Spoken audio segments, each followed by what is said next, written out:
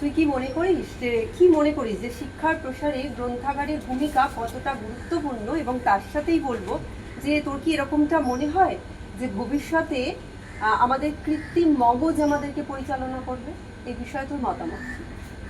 না, আমি যদি আমার দিক থেকে বলতে যাই তাহলে বলবো আমরা বই হাতে নিয়ে পড়াটাই বেশি স্বাচ্ছন্দ্য বোধ করি। কারণ আমরা যদি এখন যে ফোনেও ছোট ছোট পিডিএফ করে যে বইগুলো বের হয়, তো সেখানে অনেকে ছোট বাচ্চাদের দিক থেকে বলতে গেলে বলতে পারি তাদের কাছে তো পার্সোনাল ফোন থাকে না, তো তারা কোথা থেকে বই পড়বে?